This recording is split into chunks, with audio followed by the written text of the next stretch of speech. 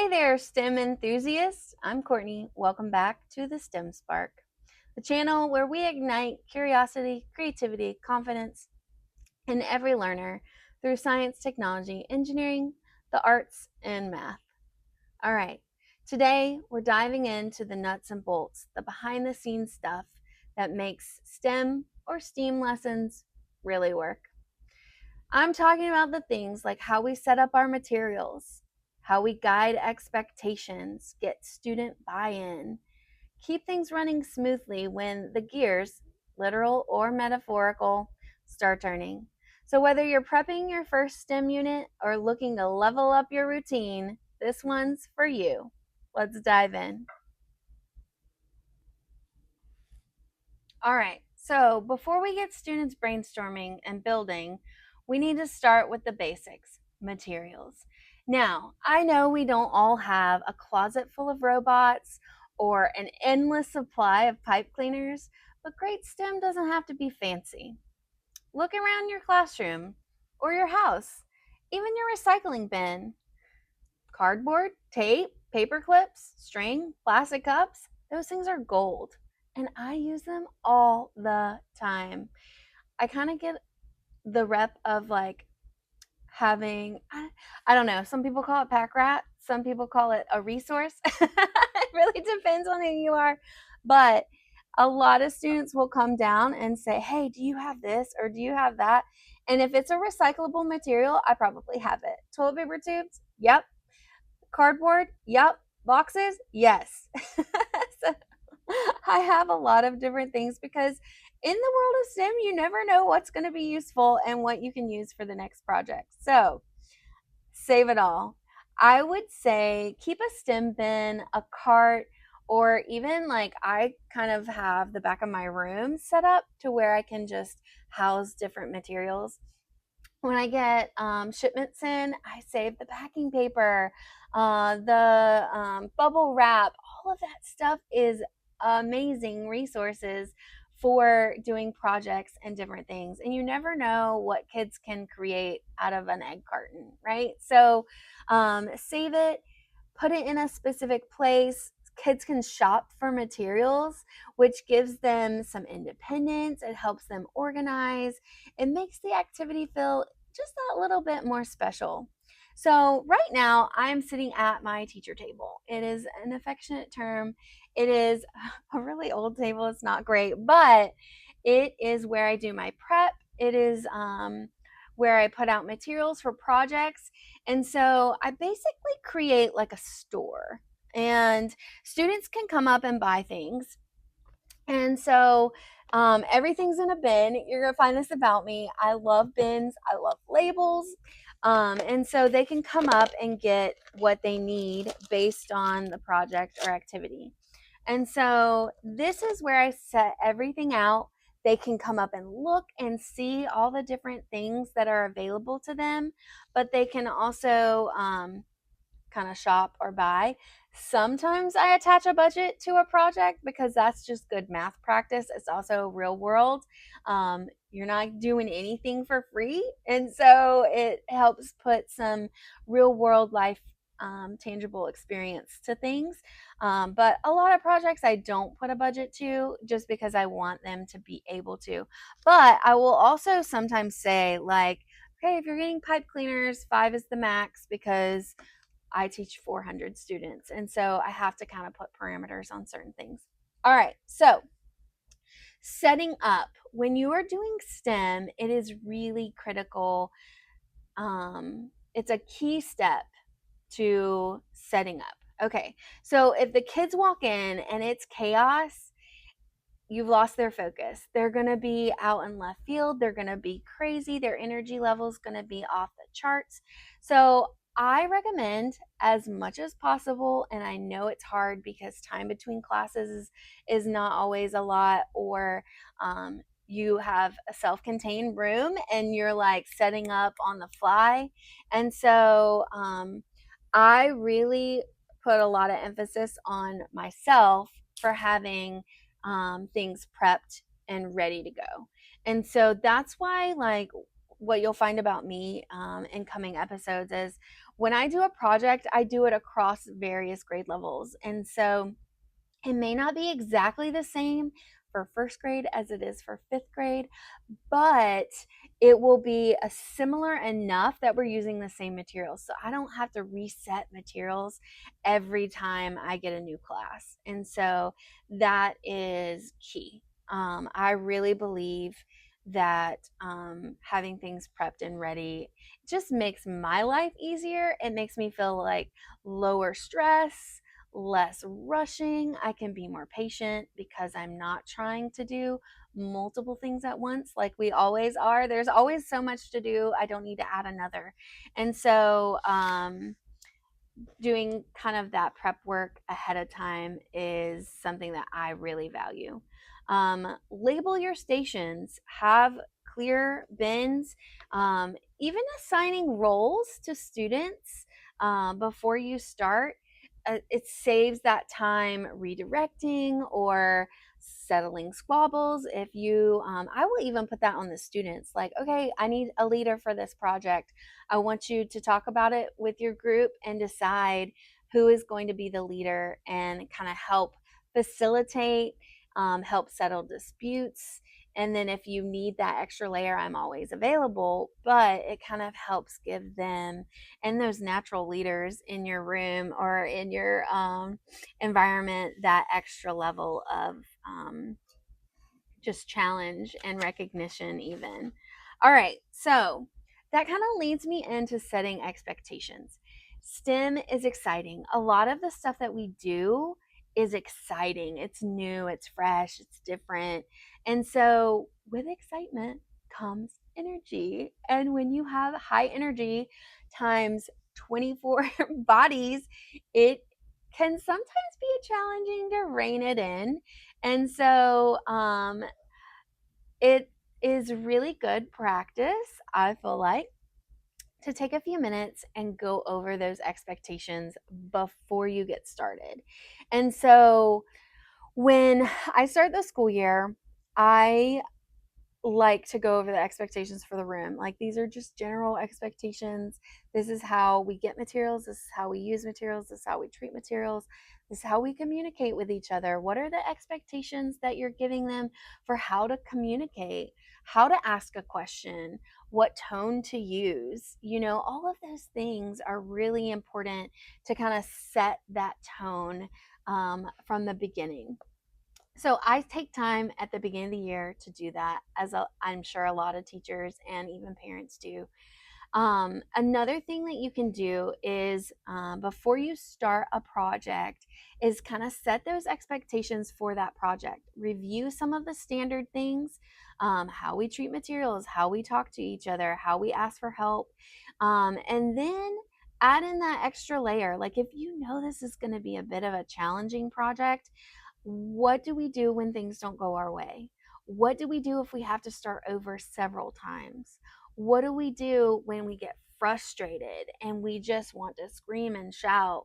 What are our options? And so having those kind of conversations preemptively gives kids a starting place to say, oh, I remember when we talked about this, I might need to take a little break, or I might need to step away for a second and get some water, or maybe I need to use the bathroom and just kind of reinvigorate myself, or whatever it is. And so I would say take that time to have those conversations, reiterate those expectations, write it on the board, say it out loud, repeat it together, make it a part of your routine. Students will rise to that structure that you give them. Now, here's the pro tip, the cautionary mention is when you set an expectation, be willing to enforce it. So, in my classroom, for my purposes, I'm going to give you two things that I do. The first thing is it's a 3-strike rule. And kids know this because they see me year to year. You will get 2 warnings, and then our consequence kind of thing, well, depending on the infraction, is a take a break. And so taking a break is an awesome strategy. Guys, I love it. So students in our environment have the opportunity to choose to take a break themselves. If they are feeling overwhelmed, if they are feeling anxious, if they're frustrated or angry or whatever, maybe they're upset and crying and they're just like, I didn't get my way and I'm, upset about it. And so, whatever that is, they have the opportunity to step out of the environment, step out of the situation, and just regroup. And I think as a human, it's just a good strategy to use. Number one, having that space that's apart from the environment that the feelings or the emotions are really ramping up. And so my take a break is just outside my door. It's right in the hall. It's very visible. It's very accessible. So the expectations of the break are you're calming your body. You're kind of resetting your mind. You're thinking and reflecting on those emotions or those feelings that you're having. What caused them? What do you need to fix them or not fix? Don't hear that in the wrong way, but like what do you need to shift those emotions into a more positive or successful outcome. And so sometimes it's a conversation. I just need to tell someone they hurt my feelings, or I just don't feel heard. And so I need somebody to advocate for me to be listened to. And sometimes it's just the act of removing themselves from the situation, taking a breath, getting a break, and they're like, okay, I can go back. It wasn't a big deal. I just needed like a moment. Like we all need a moment sometimes. And so I just love that. And so kids are very well versed at taking a break. They're very well versed at my 3 strike kind of rule. I do set a timer. 5 minutes is about the extent of the break. Some kids need a little bit longer to kind of reset and refresh their mind. Um, and I always have a conversation with them. Hey, what's going on? What do you need from me? How can I help you feel successful, be successful? Do we need to have a conversation with somebody else? Do you need me to help you with that? Do you need me to advocate for you? Is like what's going on? And so there is a conversation a part of that process, and then hopefully it's restorative and they can come back in the environment. I would say, I mean, maybe not even 1 out of 10 times kids need an extended break, or maybe they just need to not do that part that day or what have you. Maybe it's a revamp of groups. Maybe the personalities are kind of clashing or something like that. And so it does give time to kind of make those decisions and have conversations around that. So love that. But whatever the expectation is, be willing to follow through with it. It does add to your plate and add to the things you're doing and thinking about, but it will set the tone for your space, your classroom, your time together. To know that okay, these are the expectations and this is what happens if I don't do them. And so kids have that kind of baseline to go off of. I think it's great. All right, so let's say you really want student buy-in, which we all do, right? We want kids to be engaged. We want them to be active learners. We want them to enjoy what they're doing. I seriously feel like a teacher ninja or like a teacher spy, when kids are learning without even realizing it. And so that just makes me so happy. I feel like, like I've leveled up in my game or what have you. And so let's make the activities matter.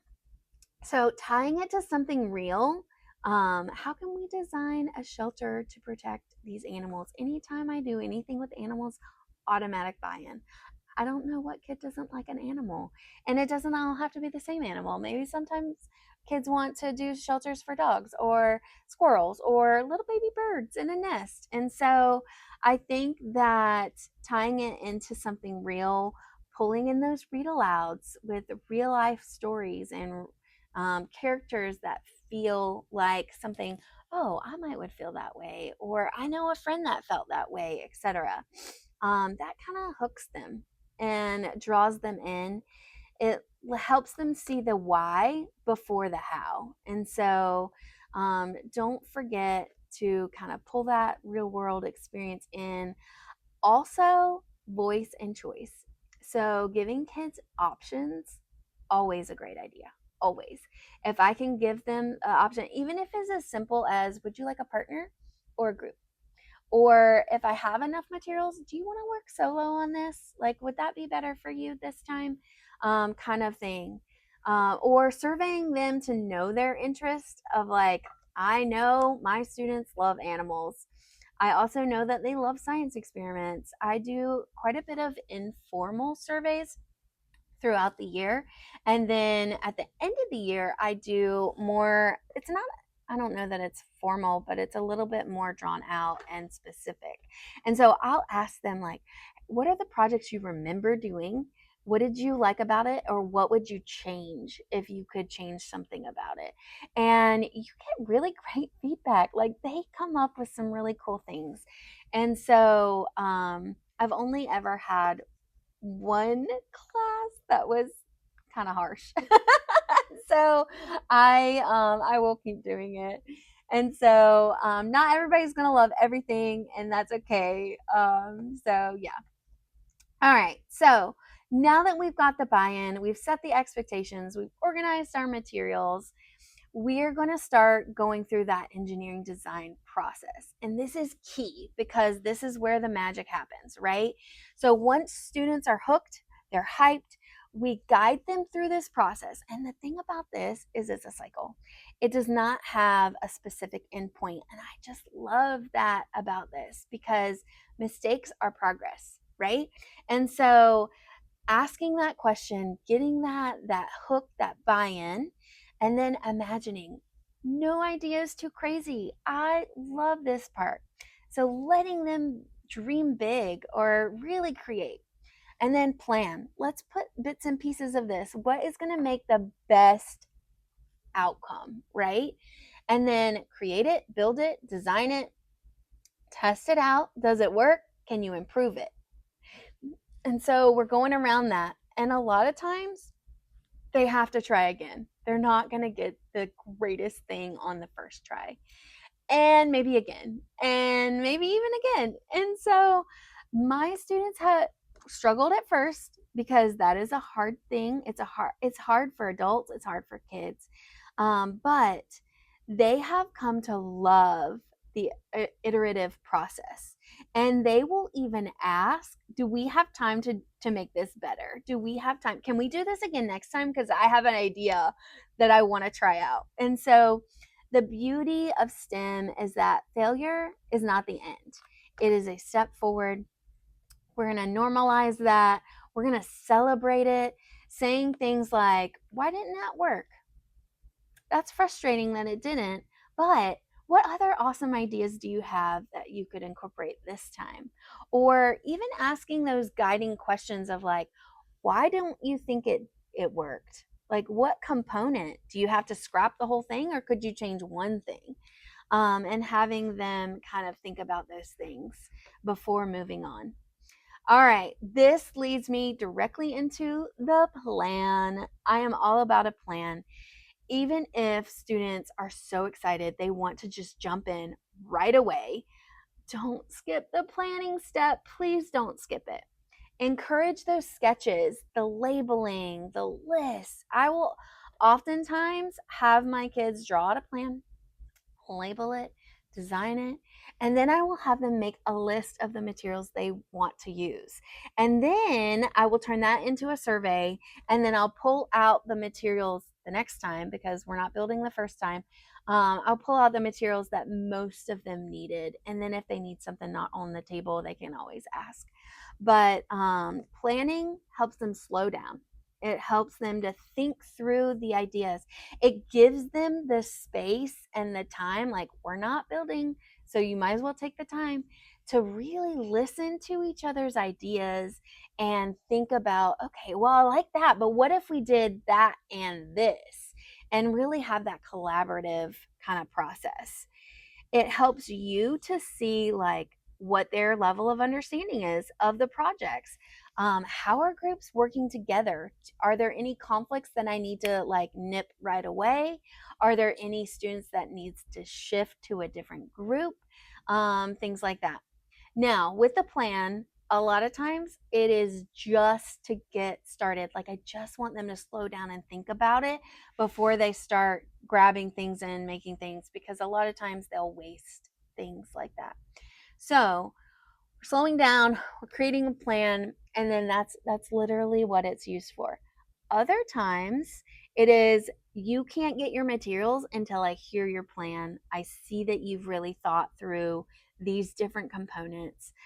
So like, we did board games, and they got to create their own board game.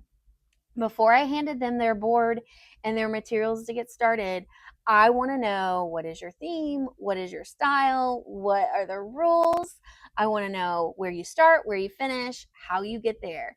And so they really had to do a lot of planning for that before they got any materials, because I knew if they started and then they're like, oh, this doesn't work, or I don't like this, they want new materials, and I just didn't have it. Like, I don't have an unlimited budget. And so it is sometimes very crucial to the process, and sometimes it's really just that slowing down and getting those ideas out there. I also use the plan throughout the process of, like, I need to know that you've thought about the materials you're asking for. So let's take popsicle stick craft sticks, for example. So I have little ones, I have big ones, and then I have colorful ones. So when they come and they ask for a popsicle stick, what I'm asking them to make sure they've thought about it is, how many do you need? Do you need big or little? And do you need specific colors? And so they're getting more used to that. And a lot of times they'll come prepared. And I also will, a lot of times, assign a material manager. And so they can't just randomly, every person come get materials. They have to discuss it with the material manager. And that is the only person that can come to the material store. And so that kind of cuts down on taking things you really don't need. It also increases that collaborative component. And so it really helps with that. Now we start the building. They get their materials, the building begins, creativity is rampant. This is one of my favorite parts of the process. But things are going to fall apart. Things are not going to work. They may literally fall apart, but they are going to struggle. It's just going to happen. Very rarely do they not struggle. And so this is when our role as facilitator really kicks in. Asking those guiding questions that we talked about before. What worked? What didn't work? Why do you think it didn't work? What do you think would work? Encourage them to tweak it, change it, or maybe they just need a complete refresh, restart. And remind them that in STEM, no one gets it perfect the first time. It's kind of the point, it's kind of the process, and it's okay.